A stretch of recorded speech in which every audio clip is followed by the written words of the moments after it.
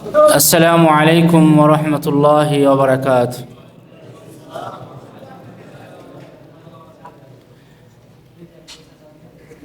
إن الحمد لله نحمده ونستعينه ونستغفره ونعوذ بالله من شرور أنفسنا ومن سيئات أعمالنا. من يهده الله فلا مضل له ومن يضلله فلا هادي له. وأشهد أن لا إله إلا الله وحده لا شريك له وأشهد أن محمدًا عبده ورسوله. أما بعد فإن خير الحديث كتاب الله وخير الهدي هدي محمد صلى الله عليه وسلم وشر الأمور محدثاتها وكل محدثة بدعة وكل بدعة ضلالة وكل ضلالة في النار. قال الله تعالى: أعوذ بالله من الشيطان الرجيم وتوبوا إلى الله جميعا أيها المؤمنون لعلكم تفلحون. وقال الله تعالى: يا أيها الذين آمنوا توبوا إلى الله توبة نصوحا.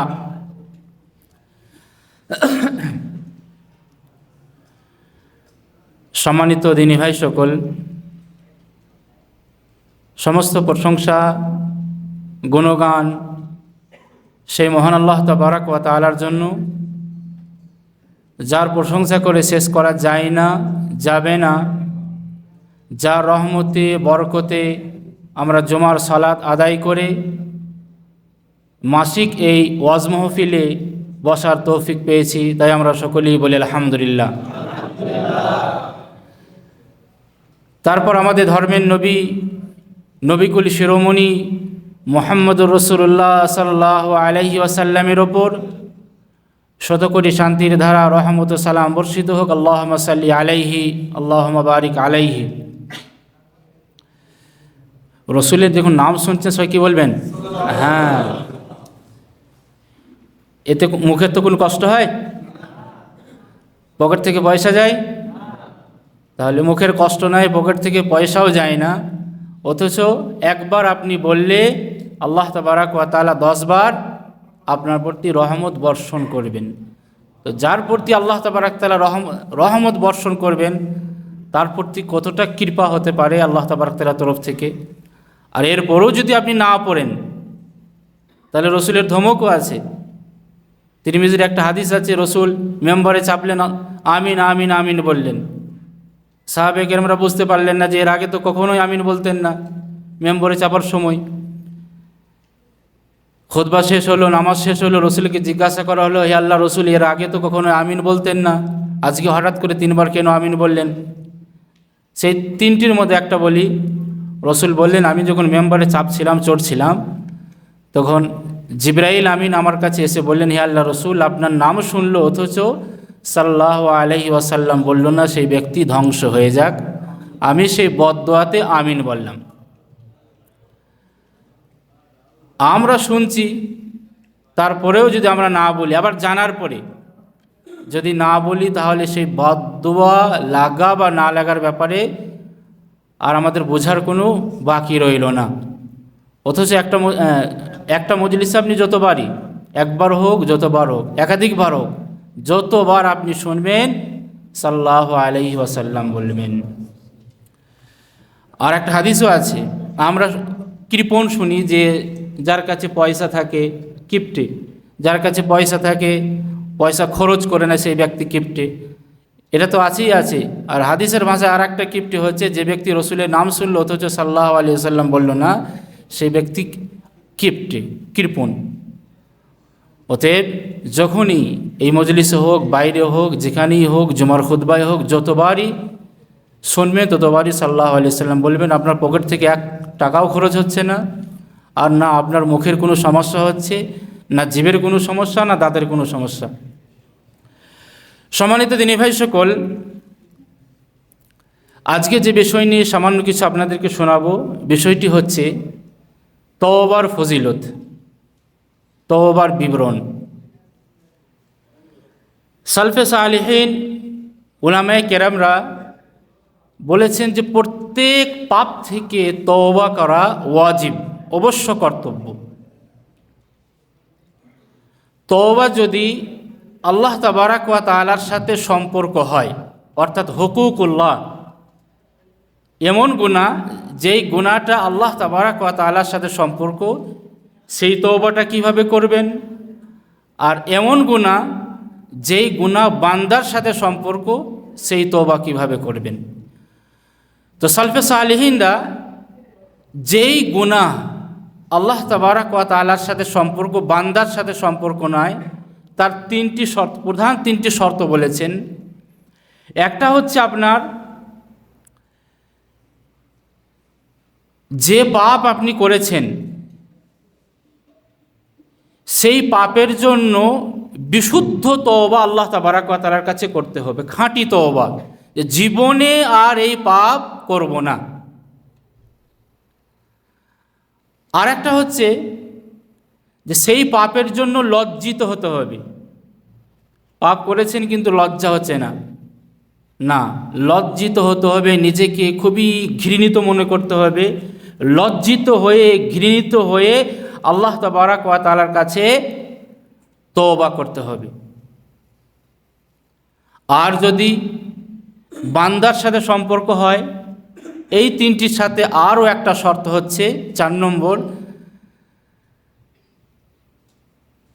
যে যার সাথে আপনি অন্যায় করেছেন,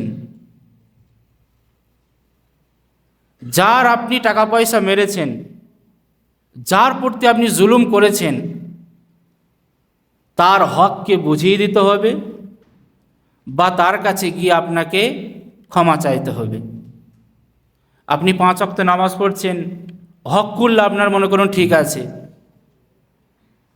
কিন্তু হুকুকুল ইবাদ আপনার সমস্যা, অথচ আপনি 5 ওয়াক্ত নামাজ পড়িয়ে যাচ্ছেন, বছরের পর বছর চলে গেল, অথচ আপনি একজনের কাছ থেকে টাকা নিয়েছেন, সেই টাকা আপনি ফেরত দেন নাই।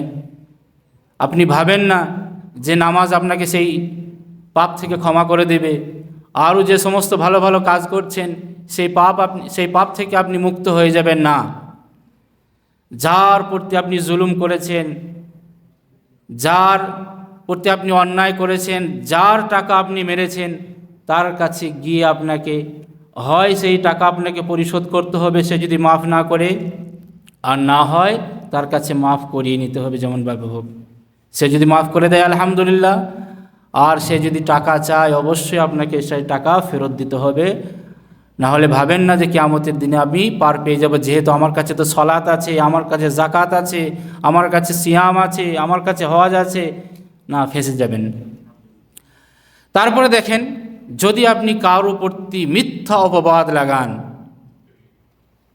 তার কাছে গিয়ে আপনাকে নিজেকে পেশ করতে হবে যে ভাই, শয়তানের পাল্লায় পড়ে আমি তোমার জন্য মিথ্যা অপবাদ দিয়েছিলাম, যেটা তুমি করো নাই, হয় আমাকে ক্ষমা করে দাও, আর না হলে আমাকে শাস্তি দাও। নিজেকে শাস্তির জন্য তার কাছে পেশ করতে হবে। আর যদি কারো গীবত করে থাকেন, গীবত আর এই মিথ্যা অপবাদ, তোহমাত, এর মধ্যে পার্থক্য কি?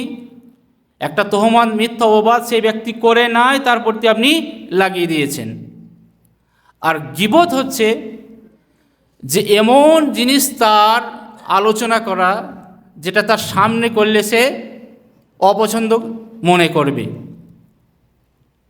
জিনিসটা সত্য, কারো হয়তো কোনো আয়েব আছে, কোনো ত্রুটি আছে, পার্সোনাল ত্রুটি আছে, যদি আপনি চান, ইসলাহ চান, তার কাছে গিয়ে তার সেই ভুলটাকে ধরিয়ে দেন, কিন্তু তার কাছে না গিয়ে আপনি মানুষকে বলে বেড়াচ্ছেন, এটা হচ্ছে গীবত। তো গীবত যদি আপনি কারো করে থাকেন, অবশ্যই তার কাছে গিয়ে আপনাকে বলতে হবে, ভাই এই গীবতটা করে ফেলেছি, তুমি আমাকে ক্ষমা করে দাও। অবশ্যই সেই ব্যক্তি খুশি হবে এবং আপনাকে ক্ষমা করে দেবে, আপনি ক্লিন থাকবেন। কিন্তু বড় দুঃখের বিষয়, দেখবেন এই গীবত আর পরনিন্দা, পরচর্চা, এটা একবারে মহামারী রোগের মতন আমাদের কাছে ছড়িয়ে গেছে। মানুষের গীবত করতে, বদনাম করতে সামান্য একটু সময় আমাদের লাগে না। চায়ের দোকানে, দেশে দেখবেন চায়ের দোকানে বসে গ্রামের লোকেরা শুধুমাত্র নিজের বউ ভালো, পরের বউ খারাপ, নিজের মেয়ে ভালো, তারপরে সব গ্রামের সব মেয়েরাই খারাপ, নিজেরটা ভালো পরেরটা খারাপ, এভাবে সে চা খাচ্ছে আর গীবত করতেই আছে।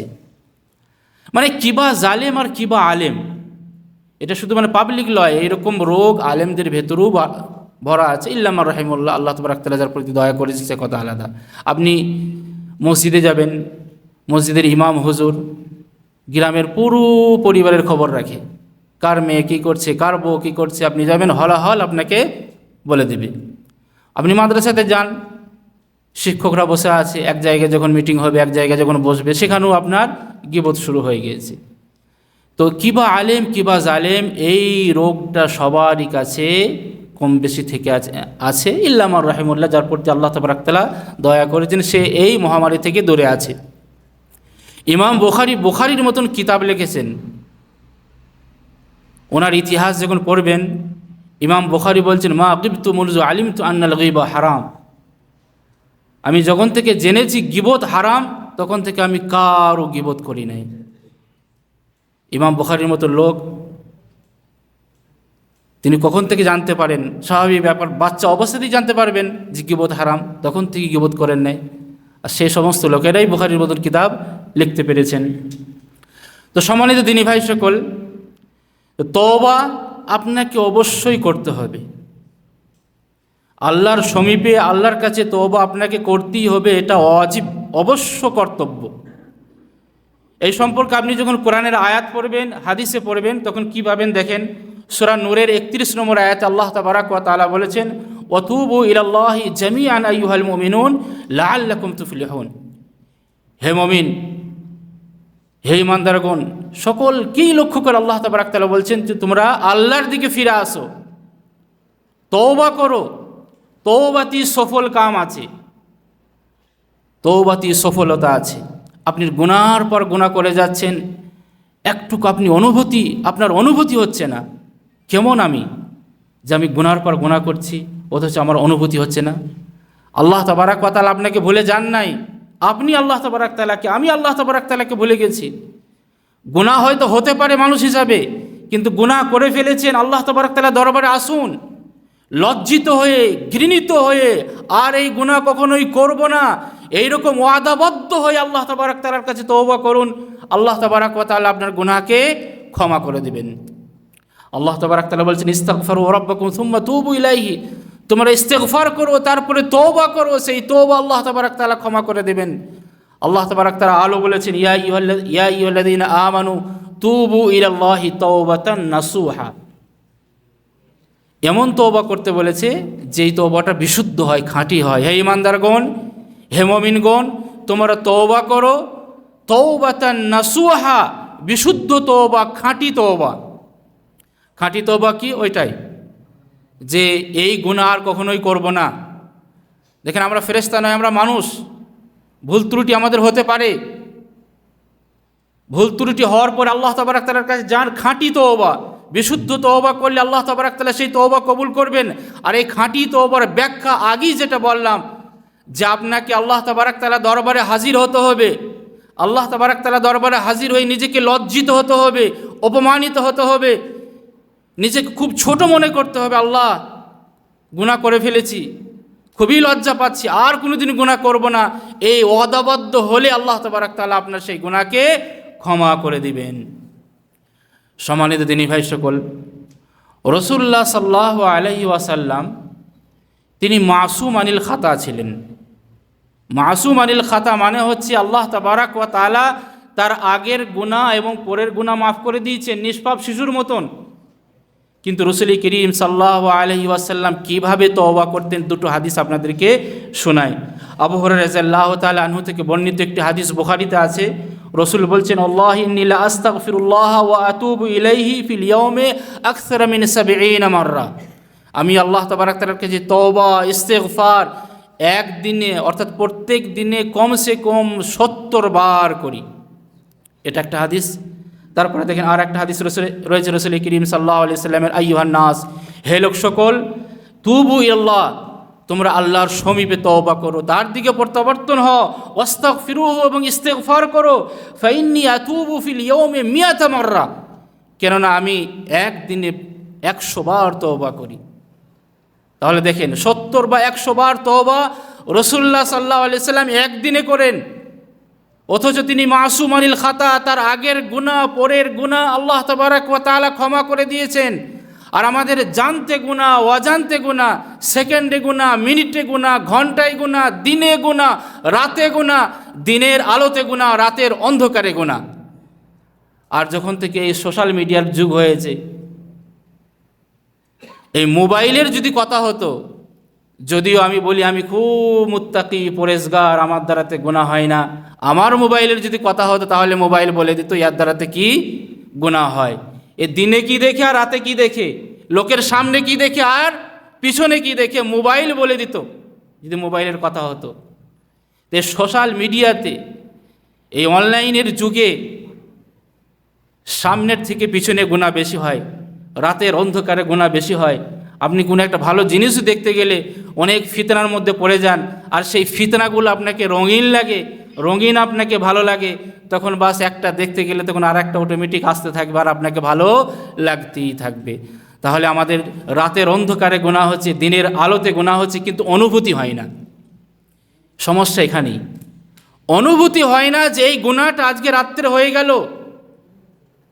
আপনার থেকে কে বেশি বলতে পারবে যে আপনি কত বড় গুনাহ করেছেন, কত অন্যায় করেছেন?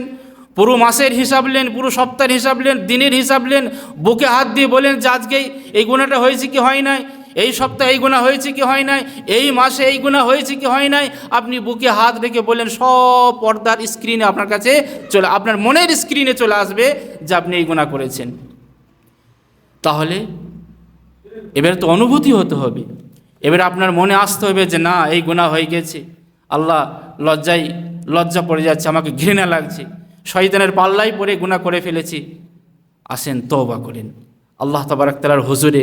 রাতের অন্ধকারে মসজিদে এসে আপনি সুন্দরভাবে ওযু করে মসজিদে আসতে পারছেন না, আপনার নিজের রুমেই সেখানে আপনি সুন্দর করে ওযু করে 2 রাকাত নামাজ পড়ে আপনি আল্লাহ তাবারক তাআলার কাছে নিজের চোখের অশ্রু ফেলে আল্লাহ তাবারক তাআলার কাছে আপনি তওবা করেন।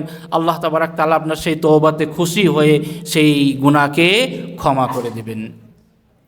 সম্মানিত দিনী ভাই সকল, রাসূলুল্লাহ সাল্লাল্লাহু আলাইহি ওয়াসাল্লাম বলেছেন, কুল্লু বানি আদমা খাত্তাউন, আদম সন্তান ভুলের পুতুল। ভুল হতে পারে, ভুল হওয়ার পরে যদি আপনি চুপচাপ বসে থাকেন, এটা আর একটা ভুল। ভুল হলে কি হবে, কি করতে হবে, রাসূল এটাও শিখিয়ে দিয়েছেন, ওয়া খায়রুল খাত্তাইনা আত-তাওয়াবুন,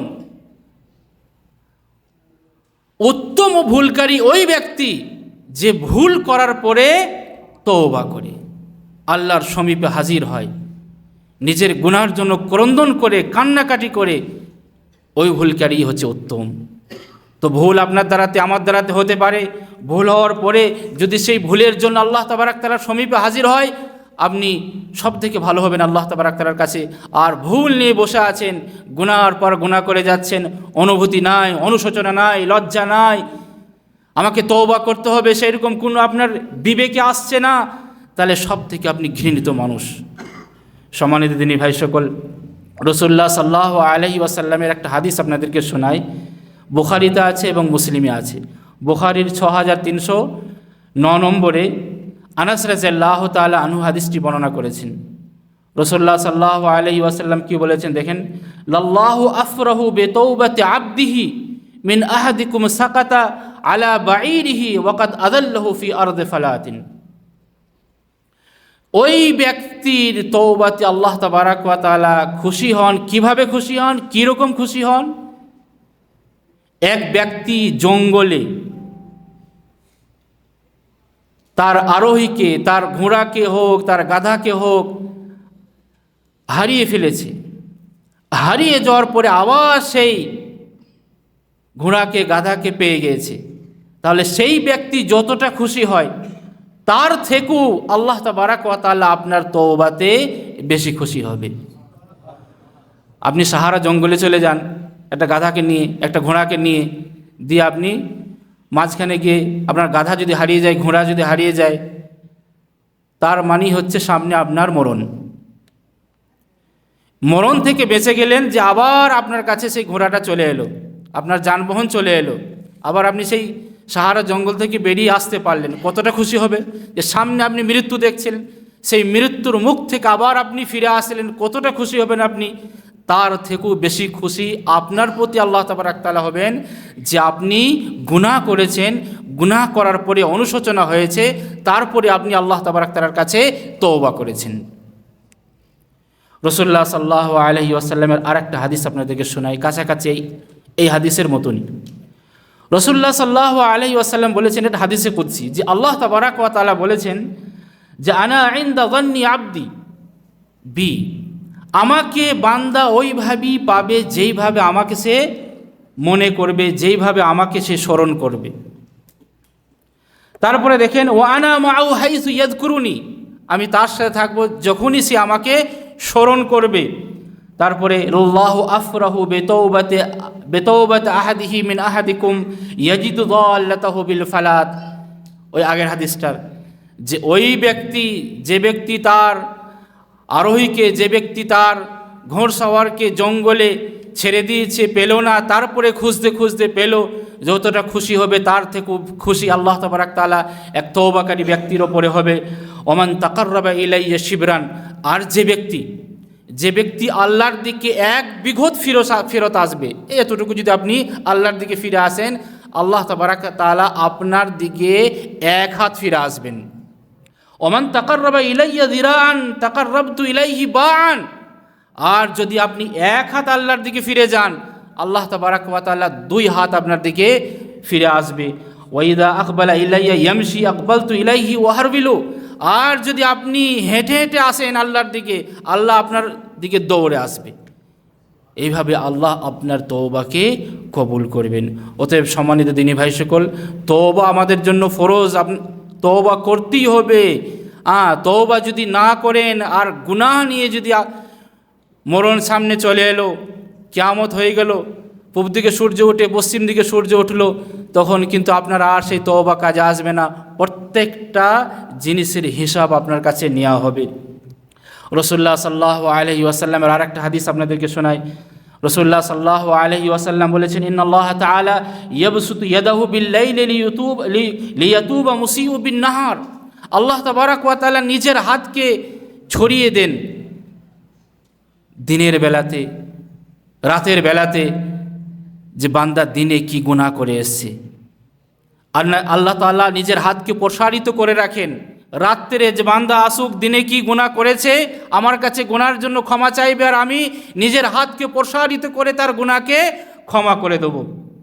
ওয়ায়াবসুতু ইয়াদাহু বিন-নাহার লিয়াতুবা মুসিউল লাইল, আর দিনের বেলাতে নিজের হাতকে প্রসারিত করেন আল্লাহ তাবারক তাআলা, যে বান্দা রাত্রে কি গুনাহ করেছে, রাত্রে যা গুনাহ করেছে, দিনের বেলায় এসে আল্লাহ তাবারক তাআলার সমীপে হাজির হলে আল্লাহ তাবারক তাআলা নিজের রহমতের হাতকে প্রসারিত করে আপনাকে ক্ষমা করে দেবে।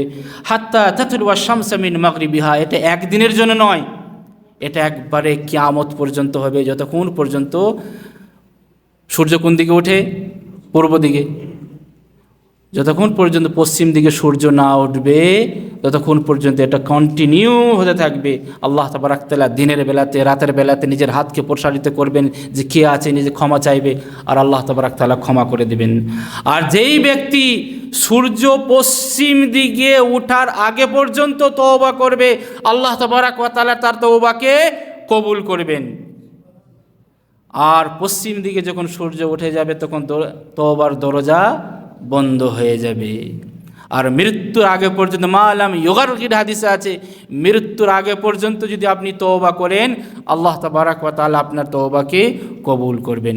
অতএব সম্মানিত দিনী ভাই সকল, তওবার যে কারণগুলো বললাম, এই কারণগুলো অবশ্যই মুখস্থ রাখেন। আর খাস করে যদি বান্দার সাথে আপনার কোনো সমস্যা থাকে, আপনি সেই সমস্যার সমাধান করেলেন, না হলে কিন্তু কিয়ামতের দিন আপনি ফেঁসে যাবেন। আমাদের অনেক ভাইরা এখানে থাকেন, কোনো ভাইয়ের কাছে মনে করেন যে ছোট্ট একটা জিনিস 10 রিয়াল নিলেন, 10 রিয়াল পরে আর দিলেন না, এই বাহানা চলবে না। কারোর কাছে আপনি হয়তো 500,000 রিয়াল ধার নিয়েছেন, কারা ধার নিয়েছেন সকলেই জানবেন।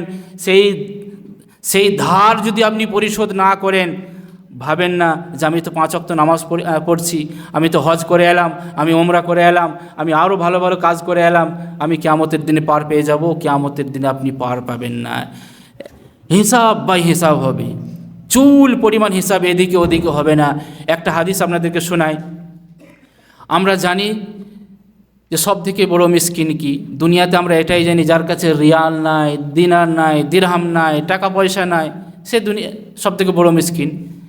রাসূলুল্লাহ সাল্লাল্লাহু আলাইহি সাল্লাম বলেন, কিয়ামতের দিনে সব থেকে বড় মিসকিন কারা? শোনো, কিয়ামতের দিনে সব থেকে বড় মিসকিন ওই ব্যক্তি যার কাছে আপনার সালাত আছে, যার কাছে আপনার যাকাত আছে, সিয়াম আছে, হজ আছে, ভালো ভালো সব আছে, পাহাড় সমতুল্য নেকি তার আমলনামাতে আছে, জান্নাত যাওয়ার কোনো বাধা তার রয়েছে না। কিন্তু সমস্যা আছে কি? সমস্যা একটাই, যে কারো হক মেরেছে। হক এমনভাবে মেরেছে যে এক ব্যক্তি আল্লাহ তাবারক তাআলার কাছে এসে বলল, হে আল্লাহ, এই ব্যক্তি আমার কাছে 100 রিয়াল ধার নিয়েছিল, দেয় নাই। আল্লাহ তাবারক তাআলা তো ইনসাফ করবেন, এটা তো নাই যে হয়ে গেছে মাফ করে দাও। সেখানে ইনসাফ হবে। সেখানে ইনসাফ কিভাবে হবে? এইভাবে হবে যে আপনি 100 রিয়াল আমাকে মেরেছেন, যে ব্যক্তি বাদী, যে ব্যক্তি এসেছে, তাকে 100 রিয়াল ফেরত দিতে হবে। কিভাবে? 100 রিয়াল সমপরিমাণ নেকি আপনাকে দিতে হবে। আপনার আমলনামা থেকে আল্লাহ তাবারক তাআলা কেটে নেবেন। এইভাবে কাটতে কাটতে আপনি, একজন এলো, সে নেকি নিয়ে চলে গেল, আবার একজন এসেছে, আবার একজন এসেছে, আশা শেষ হয় না, কিন্তু আপনার আমলনামা থেকে নেকি শেষ। আল্লাহু আকবার। নামাজ, হজ, যাকাত সব ছিল, একদিন এক ওয়াক্ত নামাজ সে কাজা করে নাই, কিন্তু হুকুকুল ইবাদ, বান্দার হক তার সমস্যা ছিল। এইভাবে দিতে দিতে দিতে দিতে দিতে একবারে নেকি শেষ, কিন্তু লোক আশা এখনো শেষ হয় নাই। আবার একজন এসেছে, আল্লাহ এ আমার এই করেছে, ওই করেছে, আমারও তো কাছে 100 রিয়াল নিয়েছিল, আমাকে দেয় নাই, কি করা হবে? আর কাছে দেখুন নেকি নাই। তাহলে ওই 100 রিয়াল সমতুল্য তার গুনাহ এই ব্যক্তিকে দেওয়া হবে। দিতে দিতে দিতে দিতে পাহাড় সমতুল্য তার গুনাহ এখন হয়ে গিয়েছে, নেকি জিরো। সেই ব্যক্তিকে আল্লাহ তাবারক তাআলা জাহান্নামে নিক্ষেপ করবে। কিয়ামতের মাঠে এই ব্যক্তি হচ্ছে সব থেকে বড় মিসকিন, যে এর কাছে সব কিছু থাকার পরেও একে জাহান্নামে যেতে হচ্ছে। অতএব সম্মানিত দিনী ভাই সকল, আমরা খাস করে এখানকার কথা বলছি, আমরা একসাথে এক রুমে 4-5 জন থাকি, এক কোম্পানিতে আমরা অনেকেই থাকি, দরকারে প্রয়োজনে আমরা এক অপরের সাথে টাকা ধার নিই। অনেকেই আছে যে আমার এখন দেশে যাওয়ার, দেশে যেতে হবে, কেউ জানে না, কারো কাছ থেকে 100 রিয়াল, কারো কাছ থেকে 200 রিয়াল, কারো কাছ থেকে 500 রিয়াল, বা এই কোম্পানি থেকে আমি অন্য কোম্পানি চেঞ্জ হব, কেউ জানে না। এই ফাঁকে বন্ধু বান্ধবদের কাছে, পরিচিত ব্যক্তিদের কাছে 100, 200, 300 রিয়াল করে নিলাম, কিংবা এই শহর থেকে আরেক শহর আমি চলে যাব, এই বাহানাতে যে ভাই দরকার আছে দাও, তো 100, 200, 1000, 1500 নিয়ে চম্পট দিলাম, তারপরে আর ফোন ধরি না। আর ধরলেও দুবো করতে করতে দিনও শেষ, মাস শেষ, বছর শেষ, বাংলাদেশে চলে গেছে। এই ব্যক্তিরা এইভাবে যারা করেন, তারা ভাবেন না যে আমরা খুব একজনের কাছে 100 রিয়াল মেরে দিলাম, কি ভালো করলাম। না, আপনি নিজের জীবনকে শেষ করলেন, আখিরাতকে শেষ করলেন, নিজের আমলকে শেষ করলেন, নিজের আমলকে বরবাদ করলেন। আল্লাহ তাবারক তাআলার কাছে দোয়া করি, আল্লাহ আমরা যা কিছু শুনলাম আজকে তার প্রতি আমল করার তৌফিক দাও, এবং আমরা তোমার সমীপে বেশি বেশি করে তওবা করতে পারি, সেই তৌফিক তুমি আমাদেরকে দাও। ওয়া আখিরু দাওয়ানা আনিল হামদুলিল্লাহি রাব্বিল আলামিন। আসসালামু আলাইকুম ওয়া রাহমাতুল্লাহি ওয়া বারাকাতুহু। সকলকে অসংখ্য ধন্যবাদ ভিডিওটি দেখার জন্য। সকলেই ভিডিওটি দেখবেন, শেয়ার করবেন, এবং যেটা আমাদের দাওয়াতি চ্যানেল দাওয়া আল মাজমা, এই চ্যানেলটিকে সবাই বেশি বেশি করে সাবস্ক্রাইব করবেন, যাতে করে আমাদের সমস্ত ভিডিও যা কিছু আমরা রেকর্ডিং করব, আপলোড করব, আপনাদের কাছে যাতে করে তাড়াতাড়ি পৌঁছে যায়।